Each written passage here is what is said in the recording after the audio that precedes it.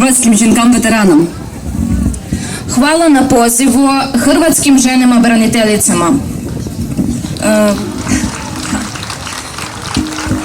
Також хочу привітати генералів Тома Медведа, міністра ветеранів Республіки Хорватії та віце-президента влади Хорватії, та міністра оборони пана Івана Анушича, віце-президента Хорватії. Želim pozdraviti generala Tomu Medveda, ministra hrvatskih branitelja i potpredsjednika vlade Hrvatske, i Ivana Anušića, ministra obrane i potpredsjednika vlade.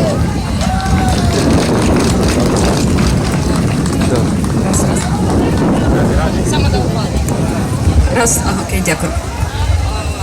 Ми проінформовані щодо ваших програм реабілітації українських військових. Це дуже важливо. Дякую за підтримку. Upoznata s vašim programima i programi rehabilitacijama za ukrajinske vojnike ta sveobuhvatnoj pomoći u našoj borbi za slobodu. Моїм побратимам та мені особисто дуже важливі участь у цій програмі. І дякую за досвід, яким ви ділитеся з українськими ветеранами. За мене je od velike važnosti da imam priliku sudjelovati u programu resocializacije zajedno s hrvatskimi braniteljima. Zahvaljujem vam, vaše iskustvo potrebne. Хочу представитися. Мене звати Марія Чех, військове ім'я Герда. Я sam Marija Čeh, moje vojne ime je Gerda. Я із Азова. Я sam iz Azova. Війську з 2017 року приймала участь у обороні Маріуполя. Od 2016. godine sam u brigadi Azov, bila sam u borbama za Mariupolj. 3 місяці ми були в повному оточенні Маріуполь, Азовсталь. Imali smo borbu tijekom 3 mjeseca u Mariupolju i na Azovstalju. Мене було поранено, травма голови, на мені загинуло 2 жінки, мої посестри. Imala sam ranjenja i kod mene su umrle 2 moje posestre. Потім, за наказом, ми здалися в полон, я провела в російському полоні 1 рік. Nakon čega sam završila u ruskom zarobljeništvu gdje sam provela 1 godinu. В полоні нам забороняли сидіти, лежати, і в мене з'явилася ідея створити свою лінію одягу. Tijekom 16 sati dnevno nije nam bilo dopušteno sjediti i kamoli ležati. Budući da nas držali u podrumu, noge su nam trunule, gledala sam na žene u prijevom odjeću i razmišljala da li pokrenem u prekrasnim halinama. Так, я дивилася на поранених побитих жінок.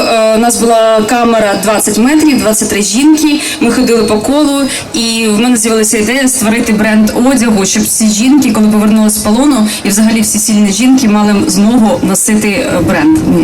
Dok sam bila u zatvoru, imala sam misao da se napravim modni brend za žene koje bile u vojski. Завдяки протягом 16 годин не можна було сидіти, і це було дуже важко. Але завдяки творчості ескапізму це допомогло мені вижити в полоні. Znači, dok sam bila u zatvoru i vidjela sam ovaj proces da ne mogli smo ležati, ne mogli smo sjediti tijekom 16 sati, imala misao da napravim sve neki svoj modni brand i ovaj dio umjetnički tečaj dao meni snagu da ja ću živjeti i imati budućnost. В травні 25-го року в рамках Львів Fashion Week ми зробили виставковий проєкт «Герда 11». U svibnju 2025. godine u sklopu izloženog projekta Love Fashion Week organizirali smo izložbu koja je imala naziv Gerda 11. На якому були виставлені речі, зроблені до полону, оригінальні речі, які мені вдалося та іншим жінкам вивезти з полону, та остання фінальна сукня, яка символізує жіночність та силу, жіночу силу. Na njoj su bili prikazani odjevani predmeti koje sam izradila prije rata, bili su predmeti koje sam nosila kad sam bila u zatvoru i kao finalna haljina koju se pokazuje da ćemo imati budućnost i imamo snaga u ženama.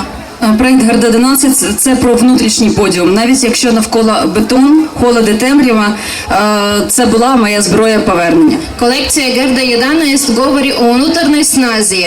Čak ako i oko nas beton, hladnoća i tama, to je bilo moje oružje povratka. Далі ми плануємо цю виставку зробити у Берліні і, може, колись, сподіваюся, в Хорватії. A još planiramo i ćemo imati ovu izložbu u Berlinu, možda i nekada ćemo imati to u Hrvatskoj. Ще раз дякую за увагу. В Україні і в Хорватії дуже багато спільної історії, і для мене велика честь, як і для моїх побратимів, бути тут. Дякую. Hvala na pažnji, mislim da mi imamo jako puno sličnih stvari.